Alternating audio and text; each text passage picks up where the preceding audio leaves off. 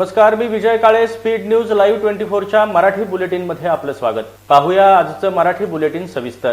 इथं आपल्या पाल्याचा कल कळेल, त्याची करिअर विषयी निवड ठरेल, त्यासाठी त्याला तज्ञांचे योग्य मार्गदर्शन मिळेल. स्पर्धेसाठी आत्मविश्वास आणि परीक्षेची परिपूर्ण तयारी, पोषक आहार, चांगले संस्कार, शालेय शिक्षण, खेळाचे आणि कलेचे प्रशिक्षण एकाच ठिकाणी. ये अपना संजीवन है. संजीवन group of schools, Panhala, Kolhapur. फक्त शाळेत नाही, आता संजीवनला जायचं. केंद्राने संमत केलेल्या सुधारित कृषी कायद्याची राज्यात अंमलबजावणी केली जाणार नाही असं अजित पवार यांनी सांगितलं असलं तरी पणन विभागाने ऑगस्टमध्येच कायद्याबाबत 3 अध्यादेश लागू करण्याचं नोटिफिकेशन जारी केलंय. परंतु आता या आदेशाला स्थगिती देणार असल्याचं बाळासाहेब पाटील यांनी सांगितलंय. केंद्र सरकारनं पारित केलेल्या कृषी विधेयकाला महाराष्ट्रात विरोध दर्शवला आहे. केंद्राच्या कायद्याची महाराष्ट्रात अंमलबजावणी होणार नाही असं उपमुख्यमंत्री अजित पवार यांनी स्पष्ट केलं. अशातच राष्ट्रवादीकडे असलेल्या पणन विभागाच्या सचिवांनी जारी केलेलं नोटिफिकेशन सध्या समोर येत आहे. या नोटिफिकेशनमध्ये कृषी कायद्याच्या तरतुदी सक्तीने लागू करण्याच्या सूचना देण्यात आल्या आहेत. मात्र ऑगस्ट महिन्यात निघालेल्या नोटिफिकेशनला स्थगिती देणार असल्याचं पणन विभागाचे मंत्री बाळासाहेब पाटील यांनी सांगितलं. जगभरात कोरोना साथीमुळे बळी गेलेल्यांची संख्या 10 लाखांवर पोहोचली आहे. तर या आजाराच्या एकूण रुग्णांची संख्या 3,30,00,000 अधिक आहे.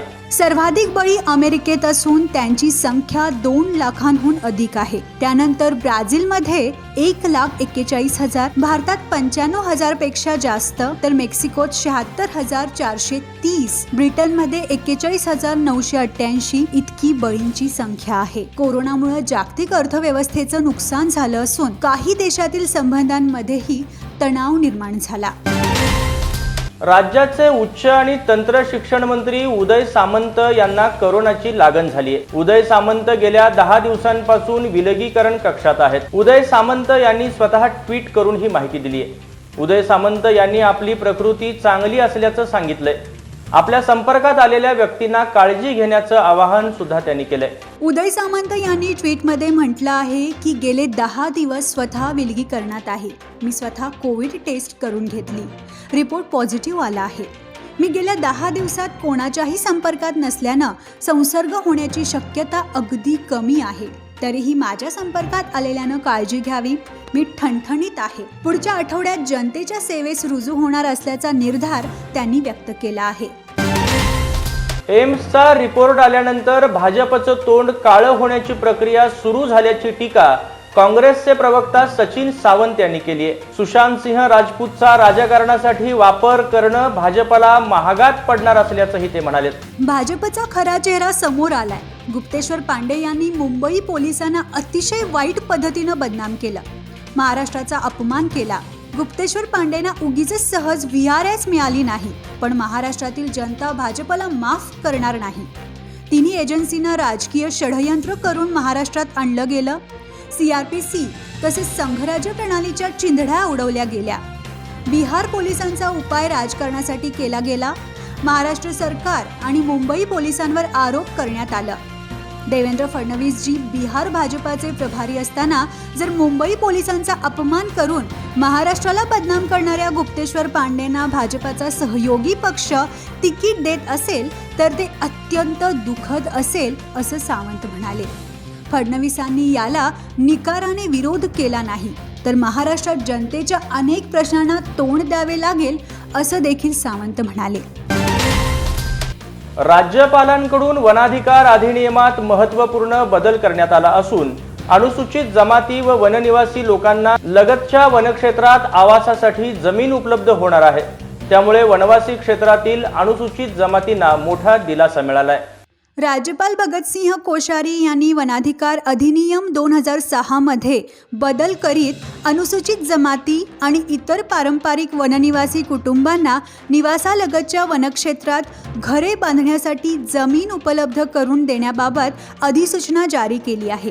सदर अधिसूचनेमुळे अनुसूचित क्षेत्रात परंपरेने राहत असलेले वननिवासी तसंच अनुसूचित जमातीतील लोकांना दिलासा मिळणार असून त्यांचे मूळ गावातून स्थलांतर कमी होईल अशी अपेक्षा आहे.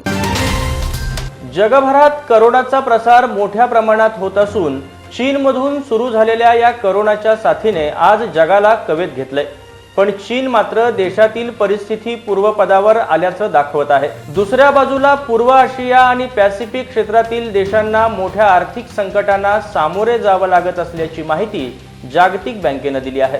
कोरोनाच्या संकटामुळे पूर्व आशिया आणि पॅसिफिक तसंच चीनमध्ये गेल्या 50 वर्षातील सर्वात मंद आर्थिक वाढ होण्याची शक्यता आहे असे एका आर्थिक अहवालात जागतिक बँकेनं म्हटलं आहे. कोरोना महामारीनं सर्व देशांची अर्थव्यवस्था ढासळली आहे. पूर्व आशियातील देशांसह पॅसिफिक तसंच चीनमध्ये 1967 नंतरची सर्वात मंद आर्थिक वाढ होईल. तसंच या काळात 3 कोटींहून अधिक लोक गरिबीच्या खाईत ढकलली गेली असतील. या भागातील आर्थिक वाढ फक्त 0.9% राहील. पूर्व आशिया आणि पॅसिफिक क्षेत्रातील देशांची अर्थव्यवस्था 3.5% आकुंचन पावेल असा अंदाजही जागतिक बँकेच्या अहवालात आहे. उत्तर प्रदेशातील हाथरस इथं सामूहिक बलात्कार झालेल्या पीडितेची मृत्यूशी झुंज अपयशी ठरली. बलात्कार करणाऱ्या नराधमांनी पीडितेची जीभ कापली होती. याशिवाय जबर मारहाणही केली होती. यात तिच्या पाठीचे हाडही मोडले होते. गेल्या आठवड्याभरापासून ती सफदरजंग रुग्णालयात मृत्यूशी लढा देत होती. मंगळवारी पहाटे 4 वाजण्याच्या सुमारास तिने अखेरचा श्वास घेतला. वैद्यकीय चाचणीमध्ये अशी माहिती समोर आली आहे की नराधमांनी बलात्कारानंतर पीडितेच्या पाठीचे हाड मोडलं होतं. पोलिसांनी या प्रकरणी FIR दाखल केला होता. 21 सप्टेंबरला पीडित तरुणी शुद्धीवर आल्यानंतर सामूहिक बलात्कार केला असल्याचं स्पष्ट झालं आहे. पीडित तरुणीनं असंही सांगितलं तिने लोकांना हा प्रकार सांगू नये म्हणून आरोपीने तिची जीभही कापली. हाथरसमधील चंदपा भागात असलेल्या गावात 14 सप्टेंबरला 4 तरुणांनी 19 वर्षीय तरुणीवर शेतात नेऊन बलात्कार केला होता. या प्रकरणी पोलिसांवर बेजबाबदारपणाचा आरोपही पीडितेच्या कुटुंबियांनी केलाय. बलात्काराचा गुन्हा नोंद न करता पोलिसांनी छेडछाडीच्या गुन्ह्याखाली तरुणाला ताब्यात घेतलं आणि त्यानंतर आरोपी विरुद्ध हत्येचा प्रयत्न केल्याचा गुन्हा दाखल केला होता. गेले काही दिवस बॉलिवूडमधील ड्रग्ज प्रकरण चांगलंच वळण घेताना दिसतंय.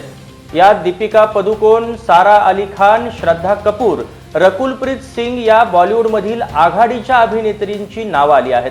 प्रकरणात त्यांची चौकशी सुरू असल्यानं तसंच त्यांचं त्यात नाव आल्यानं मोठ्या आंतरराष्ट्रीय ब्रँड्सची यात पंचायत झाली आहे. श्रद्धा कपूर, सारा अली खान आणि दीपिका पदुकोण यांची नावं आल्यामुळं त्यांच्या खांद्यावर असलेल्या ब्रँड्सना बरंच टेन्शन आलंय.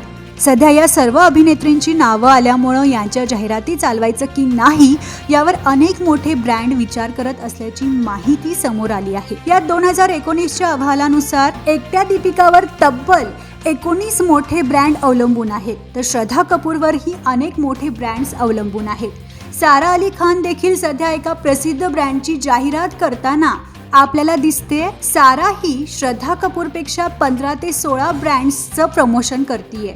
या प्रकरणात नाव आल्यानं साराला एका प्रसिद्ध ब्रँडनं आपल्या जाहिरातीतून हटवलं आहे. जिल्हा कोषागार कार्यालय निवृत्ती वेतनधारकांची माहिती अद्ययावत करण्यासाठी विहित नमुन्यात माहिती मागवली आहे. मात्र सध्या करोनाचा संसर्ग मोठ्या प्रमाणात सुरू असल्याने वयोवृद्ध पेन्शन धारकांची अडचण झाली आहे. कोरोनामुळे ज्येष्ठ नागरिक घराबाहेर पडणं टाळत आहेत.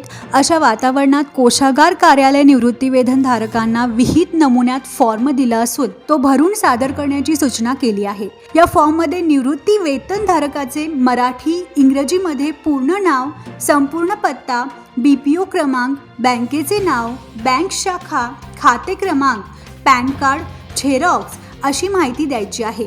मात्र ही माहिती यापूर्वीच निवृत्ती वेतन धारकांनी दिली आहे. ज्यांच्या माहितीतच काहीच बदल नाही त्यांच्या मागे तगादा लावणे उचित नसल्याचं पेन्शनधारकांचे मत आहे. याबरोबरच आजचं मराठी बुलेटिन इथंच संपलं. पुन्हा भेटू नव्या बातम्यांसह. तोपर्यंत धन्यवाद.